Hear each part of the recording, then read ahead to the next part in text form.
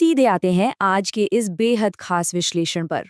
चलिए मारवाड़ साम्राज्य की उस रोमांचक और कई पीढ़ियों तक चलने वाली गाथा में गोता लगाते हैं, जिसका मुगल साम्राज्य के साथ एक बेहद उथल-पुथल भरा रिश्ता रहा। शौर्य, कूटनीति और अपने वजूद को बचाए रखने के एक ऐसे संघर्ष की कहानी जो इतिहास के पन्नों में हमेशा के लिए दर्ज हो गई। आज कुफ्र का दरवाजा टूट गया।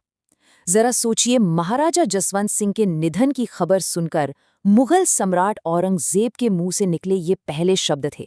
ये महज कोई आम वाकया नहीं है, ये इस बात का सबसे बड़ा सबूत है कि जसवंत सिंह का खौफ और उनका रुतबा क्या था, जिसने मुगल सल्तनत की नींव तक को हिला के रखा हुआ था।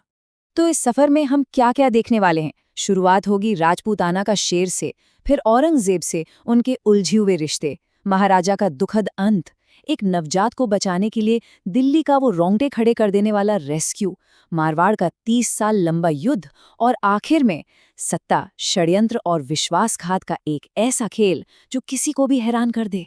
चलिए पहले अध्याय से शुरू करते हैं, राजपूताना का शेर। ये वो दौर था जब मारवाड़ पर महाराजा जसवंत सिंह का डंका बजता था। और हैरानी की बात तो ये है कि उन्होंने सिर्फ 12 साल की उम्र में गद्दी संभाली थी और देखते ही देखते वो मुगल साम्राज्य के सबसे ताकतवर चेहरों में से एक बन गए। जसवंत सिंह जी के व्यक्तित्व के दो बिल्कुल अलग पहलू थे जो उन्हें एक बहुत ही दिलचस्प शासक बनाते हैं। एक तरफ तो वो एक खूंखार योद्धा थे, उन्हें 7,000 का मनसब मिला हुआ था और उन्होंने धर्मत के युद्ध जैसी भयंकर लड़ाइयां लड़ी। वहीं दूसरी तरफ वो एक बहुत ही सुलझे हुए विद्वान भी थे।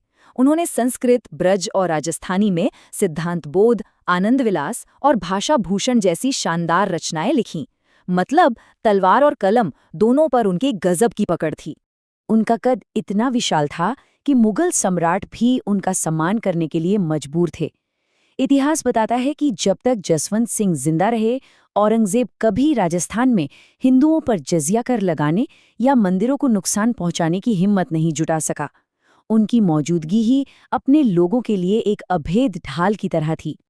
अब आते हैं इस कहानी के दूसरे और सबसे कूटनीतिक हिस्से पर। जसवंत सिंह जी जीवन भर एक ऐसी तनी हुई रस्सी पर चलते रहे जहां उन्हें उस सम्राट की सेवा करनी थी जिसकी नीतियों के वो सख्त खिलाफ थे।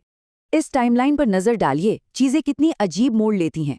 1658 में उन्होंने धर्मत के युद्ध में सीधे औरंगजेब के खिलाफ तलवार उठाई, लेकिन इसके बावजूद वो मुगल साम्राज्य के लिए इतने जरूरी थे कि 1659 में उन्हें गुजरात का सूबेदार बना दिया गया। फिर 1673 में काबुल और 1678 में जमरूद जैसे मुश्किल और खतरनाक अफगान मोर्चों पर उन्हें भेजा गया। सच कहें तो साम्राज्य की सीमाओं को बचाने के लिए मुगलों के पास उनका कोई दूसरा विकल्प था ही नहीं। यहाँ सबसे बड़ी बात यह है कि जसवंत सिंह ने साम्राज्य के सेनापति के रूप में अपनी वफादारी तो निभाई, लेकिन कभी भी अपने राजपूत स्वाभिमान को झुकने नहीं दिया। मुगलों की सेवा करते हुए भी उन्होंने ये पक्का किया कि उनके अपने राज्य में किसी भी तरह का धार्मिक उत्पीड़न बिल्कुल न हो।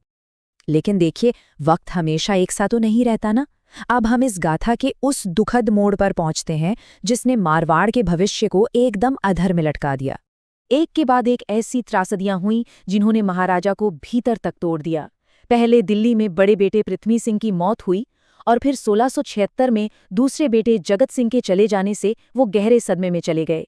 और इसी दर्द के बीच 1678 में महज 52 साल की उम्र में जमरूद में महाराजा का निधन हो गया। सबसे बड़ी मुसीबत ये थी कि उस समय मारवाड़ का कोई जीवित उत्तराधिकारी नहीं बचा था। इस खालीपन का फायदा उठाने में औरंगजेब ने एक पल की भी देरी नहीं की। महाराजा की आंख मूंदते ही मारवाड़ को सीधे खालसा घोषित कर दिया गया, यानी मुगलों का सीधा कब्जा। जजिया कर थोप दिया गया और मारवाड़ की आज़ादी मानो पलक झपकते ही छिन गई। पर राजपुताना का इतिहास इतनी आसानी से घुटने थोड़ी टेकता है। यहीं से एक नई उम्मीद जगती है। महाराजा जसवंत सिंह के निधन के बाद उनके बेटे अजीत सिंह का जन्म, और यहीं से शुरू होता है दिल्ली में औरंगजेब की नाक के नीचे से किया गया इतिहास का सबसे जबरदस्त रेस्क्यू ऑपरेशन। 20,000, जरा इस नंबर पर गौर कीजिए। औरंगजेब ने मुगल सैनिकों की इतनी बड़ी फौज दिल्ली की रूप सिंह राठौड़ हवेली को घेरने के लिए भेजती थी। उनका सिर्फ एक ही मकसद था, उस नवजात वारिस अजीत सिंह को पकड़ना और मारवाड़ के राजघराने को हमेशा हमेशा के लिए खत्म कर देना।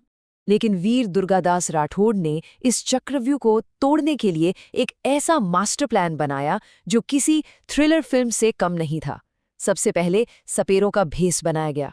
फिर बाघेली रानी ने बहुत ही चालाकी से शिशु को हवेली से बाहर निकाला और मुगलों को चकमा देने के लिए भाटी राजपूतों ने अपनी जान की बाजी लगाकर एक ऐसा भयंकर युद्ध लड़ा कि मुगल सेना बस देखती ही रह गई और मारवाड़ का वारिस वहां से सुरक्षित निकल गया।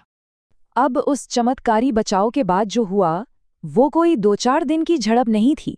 वो मारवाड़ की आज़ादी के लिए लड़ा गया 3 दशकों का एक लंबा खून से सना संघर्ष था, जिसे मारवाड़ का 30 वर्षीय युद्ध कहा जाता है। इन दोनों दौर को आमने सामने रखकर देखिए, फर्क साफ दिखेगा।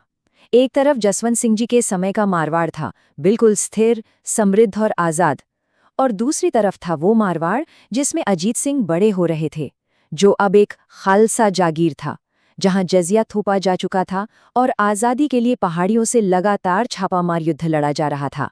ये वो हिंसक दुनिया थी जिसने अजीत सिंह को गढ़ा। इस प्रतिरोध की रणनीति बहुत ही कमाल की थी। राठौड़ और सिसोदिया गठबंधन ने सीधे मैदान में लड़ने के बजाय छापामार युद्ध यानी गोरिल्ला वॉरफेयर का सहारा लिया। उन्होंने मुगलों के प्रमुख व्यापारिक रास्तों को लूटना शुरू कर दिया। इससे हुआ ये कि मुगल साम्राज्य का खजाना धीरे धीरे खाली होने लगा और ये जंग 1707 में औरंगजेब की मौत तक लगातार चलती रही। और अब हम पहुंचते हैं इस कहानी के आखिरी और सबसे चौंकाने वाले मोड़ पर। वो बच्चा जिसे एक टोकरी में छुपाकर दिल्ली से निकाला गया था, अब मुगल दरबार का सबसे चतुर और निर्मम राजनेता बन चुका था। अजीत सिंह की उदय की कहानी किसी के भी होश उड़ा सकती है।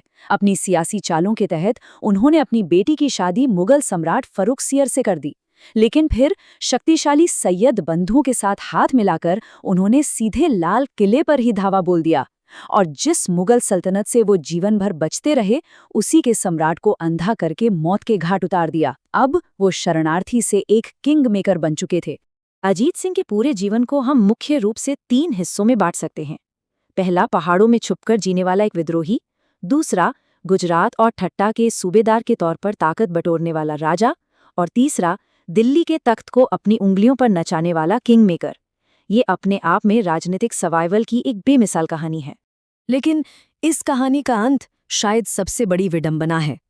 1724 में वो राजा जिसने मुगल साम्राज्य के अनगिनत हमलों को झेला, जिसने मौत को कई बार मात दी, उसे किसी और ने नहीं बल्कि सत्ता के लालच में उसके अपने ही बेटों अभय सिंह और बख्त सिंह ने मौत की नींद सुला दिया। इतिहास का ये पन्ना हमें एक बहुत ही गहरा सवाल सोचने पर मजबूर कर देता है। जिन अजीत सिंह को बचाने के लिए हजारों राजपूतों ने दिल्ली की गलियों और मारवाड़ की पहाड़ियों में अपना खून बहा दिया, क्या आखिरकार उसी खून के अंदर पनपे सत्ता के लालच ने उन्हें हरा दिया? इसी विचारणीय प्रश्न के साथ हमारा ये विश्लेषण यहीं समाप्त होता है। ये कहानी हमें सिखाती है कि बाहरी दुश्मनों से लड़ना फिर भी मुमकिन है, लेकिन अपनों की महत्वाकांक्षाएं अक्सर सबसे ज्यादा घातक साबित होती हैं।